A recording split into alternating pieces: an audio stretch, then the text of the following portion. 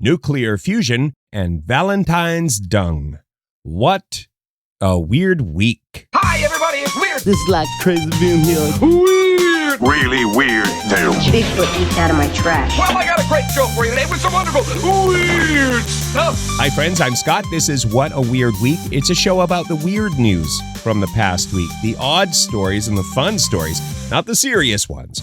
We do a 10-story countdown. We drop a new episode every Friday, and you can get all our show notes if you go to the show notes page, which is shownotes.page.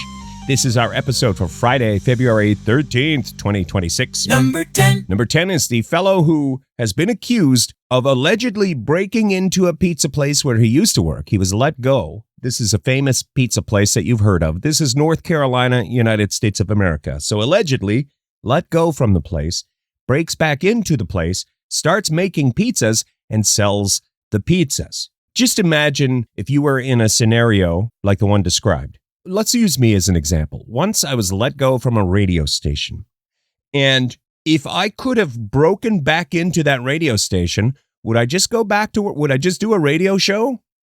No, I don't think so. Honestly, I know it's wrong to steal, but I think I would just try to gather up some of the photocopiers and whatnot and maybe try to sell those at a pawn shop. Hypothetically, it's wrong, again, wrong to steal. I don't think that I would break into my old work and start working again. Not everyone would do that. That's an interesting aspect, and that is our number 10 story. Number 9. Here's the headline from Fox 2 Now. Toddler climbs into claw machine at soccer dome in Webster Groves. This is Missouri, United States of America, where a mom is described in the story as looking away for 15 seconds. And listen, anyone who's had young kids, 15 seconds is all it takes for a kid to get into the claw machine. I believe that sincerely. No sarcasm here. Mom looks away for a matter of seconds, and a youngster named Cooper climbed into the claw machine. And then this happens every so often. You see stories like this in the news. According to the story, Cooper was in the claw game, for about 20 minutes before being rescued by someone playing the claw game. It took about $30. They kept getting the knockoff Labubu's, but finally they were able to grab Cooper by the shoulder with the claw, and Cooper was rescued. No. Here's some of the coverage from Fox 2 St. Louis. Ended up getting stuck inside a claw machine, and it was all caught on camera. It happened Saturday night at the Veta Sports Soccer Dome on East Avenue. Now, according to the 2-year-old Cooper King's family, the little guy got himself into some trouble while they were watching his older brother play soccer. As you can see, he didn't seem fazed. Webster Groves police and fire did show up, but eventually it was just a service tech who got him out with a key. Cooper looks like he's having a blast in that game. We'll link to the video if you click the show notes or go to shownotes.page. Number 8. Number 8 is the boxer who was wearing a toupee and it came off in the ring during the fight. I saw this boxer get interviewed on Jimmy Kimmel Live, and the boxer was really funny, like just a great sense of humor about it. Had some kind of hair mishap shortly before the fight, and then was like, well, what do I do? And then somebody who, was kind of an expert on toupees. And they said, I think we can handle this. I think I got a toupee that will withstand your boxing match. And it didn't. The boxer went on to win, but the toupee did not win. It was a loss for the toupee. A guy named Kingsley eBay and Jarrell Big Baby Miller at Madison Square Garden over the weekend that included one of the funniest mishaps in the history of sports. Oh, wow. He's losing his hair! Wow! That is going to make the rounds on social media. That's like a cartoon. Oh, my goodness gracious. It is a toupee. And he just took it up and threw it into the crowd. Now that, my friends, is a champion in every sense of the word. Number 7. Number 7 is a very, very, trigger warning, very long snake discovered in the wild in Indonesia. A 23-foot, 8-inch reticulated python was discovered in the wild and now confirmed by the Guinness World Records folks as the longest wild snake ever formally measured. This is one of those deals where there were rumors of a giant snake, and then finally somebody was able to measure The Baroness. They call this snake the Baroness. Maybe your metric, or maybe you just can't visualize sizes. I can never visualize the size of a thing. It's about 9/10 as long as a London bus. On the bright side, if you took it bowling, it wouldn't stretch all the way down the bowling lane. It's about 2/5 of a bowling lane. You know, we're talking about a very, very long snake, a world record breaking long snake. Number 6. Number 6 is the snownado that a Colorado woman, Colorado, United States of America, a woman captured a video of the weather phenomenon known as a snownado, which kind of sounds like one of those made for streaming movies, but is a real thing, a snow devil or snownado. We'll link to the video, but if you don't have a chance to click, I will describe it this way. And maybe you're in a place where you do not get snow because our show goes out over the WWW. I'm in a place here, East Coast Canada, where it snows all winter and most of the spring and part of the fall. But I've never seen a snownado either.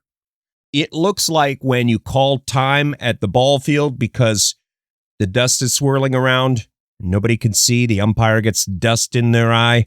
That's what it looks like, except with snow. Number 5. Number 5 is kind of scary when you think about it. Could have ended badly. 5 ice skaters rescued by Vermont State Police, United States of America.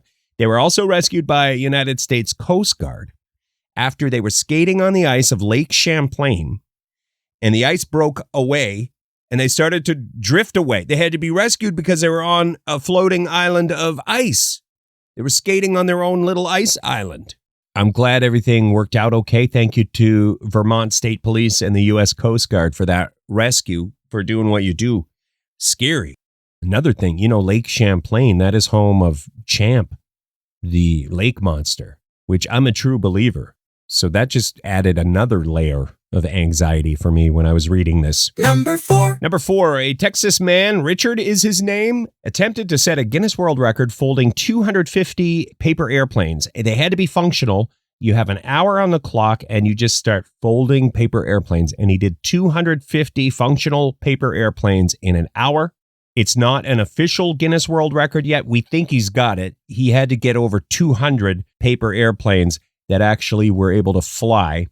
And so that all occurred, but it has to be stamped for approval by the Guinness World Records folks. We'll link to the video, but if you don't have a chance to click, it's just it's a fellow in a room with a whole bunch of pieces of paper on the floor. This last Saturday, he beat the previous record of 200 planes in an hour with a total of 250 planes. Y'all, that's 4 planes a minute. He trained at home. That's a bit of the coverage from CBS 19. And we'll link to that video if you click the show notes. Number 3. Number 3 is the 12-year-old who is now a Guinness World Record holder for nuclear fusion.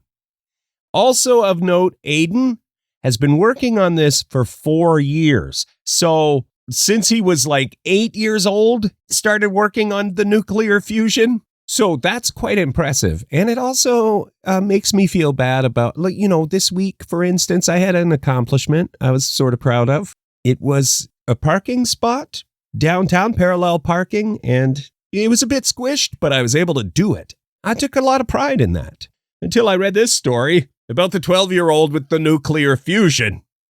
Still, well done, Aiden. And congratulations on your world record. This is from NBC5. Inspired by the work of this not-so-average 7th grader and his not-so-average. They zoom in on he has 2 different sneakers, 2 different color sneakers. They zoom in on that. Not-so-average 7th grader. I mean, yes, unique shoe choice, but zoom in on the nuclear machine. Science project. All of the magic takes place right inside here. Aiden McMillan built this nuclear fusion machine. So that's a bit of the NBC5 Dallas-Fort Worth coverage. We'll link to the whole thing in the show notes, or you can click shownotes.page. Number 2. Number 2 is a story about love lost. As we head into Valentine's weekend, this episode dropping just ahead of the Day of Love. This is something, we've covered stories like this before around Valentine's Day. As a fundraiser, the Maryland Zoo, Baltimore, United States of America, launched a Dollars for Dung fundraiser where you could name some animal dung after your ex. You donate $5, they get a piece of poop, and they say, "This is Chad." Thanks for the $5. Thanks for helping the animals. That's kind of it. I guess for me, the takeaway from stories like this is when life hands you dung, charge money. Number one. Number one is something that's never happened before on our program. It's a 6-way tie for first place. Our number one story this week on What a Weird Week. And it's inspired by an article in fastcasual.com about Valentine's promotions by different restaurants. Some of them are out there. And I like that. For instance, they talk about the statistic that 88% of men have never received flowers. And so Einstein Brothers Bagels are offering the brocade. For the bros, you can get, instead of flower bouquet, maybe get the bros a bagel bouquet. They also talk about the Dave & Buster's engagement ring human claw machine promotion. We talked about it last week, but you get strapped in. I've never seen a Dave & Buster's in real life. You get strapped in. It's like a human claw machine where you are the claw. You dive down. You grab a mitt full of prizes. And at some Dave & Buster's, a $15,000 engagement ring is in there, which we said, what a wonderful memory. How did Mommy and Daddy get engaged? Well, it all started with a couple of wobbly pops at Dave & Buster's, and then we tried this human claw game. Maybe Mommy and Daddy can recreate it right now here in the living room. Kids, gather round. Sorry, I kind of went on a deep dive there. Another thing they talk about in the article is McNuggets. They have partnered with Paramount Caviar. McNugget Caviar Kits is one of the promotions they talk about in this article. It's a delicious 10-piece McNuggets meal with caviar. Nothing but the best for you, baby. Nuggets and caviar. Another one they mention in the article is the Red Lobster and Vaseline Valentine's promotion. For a limited time, they're offering a kissing booth dining experience at the Times Square, New York location of Red Lobster. You get a delicious meal, and then you also get a bunch of Vaseline lip therapy. And that is because they did their research. Vaseline users are 54% more likely to dine at Red Lobster than the average person. And so this one's for you, Vaseline lip therapy users. But what if your relationship is fairly new and the other person gets weirded out by all the Vaseline talk or whatever, and then you had the reservation, you still have to go. You have to eat both meals. And then you're there in the kissing booth with all the Vaseline lip therapy. Just you and the lip therapy. I say regret nothing. I'm going to stop there on that. That is an article by Cherry Kanzler, I want to say. And Sherry, if I got your name wrong, sorry about that. I enjoyed your article on fastcasual.com, and we're going to link to that in the show notes or click shownotes.page.